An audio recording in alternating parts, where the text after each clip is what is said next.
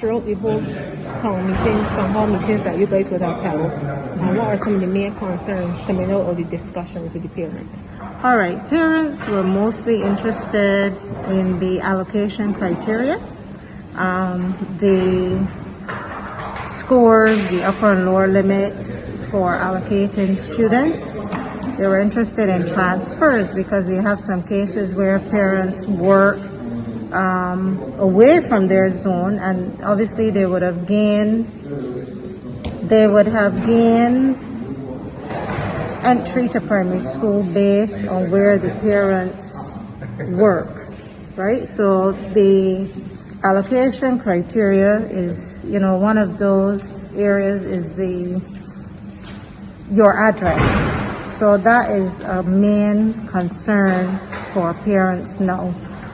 Here tonight, we have someone who lives here in St. Andrew, but both the mother and father were in Christchurch. The child goes to primary school in Christchurch.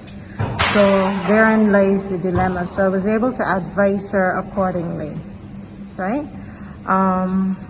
So in situations like that, then what would be most suitable for those parents? You have to write to the minister to request a transfer.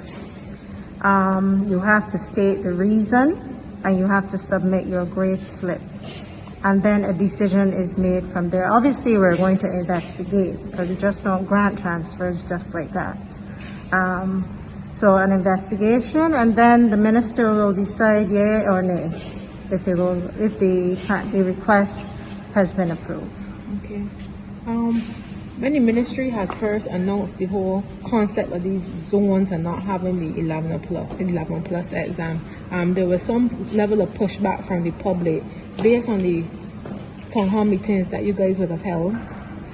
Does it seem like if parents are being settled with the idea? I must say that at every town hall meeting that question came up.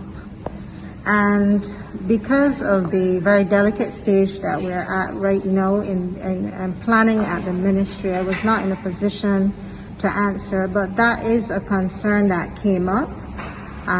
Because they seem worried about how are we going to transition these children. And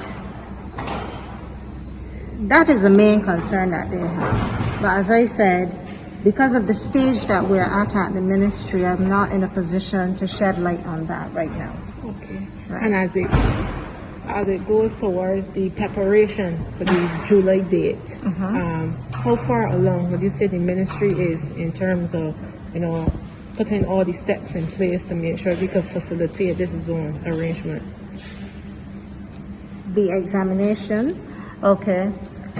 We are going ahead with our plans, but as I said, we have vetted the examination papers with CXC and so on, and we're going ahead with plans. We need to be in a state of preparedness and readiness for that July 5th date. If something changes, then so be it. But right now, we must be in a state of readiness for that exam. So we're pushing ahead with plans and preparation for that July 5th date.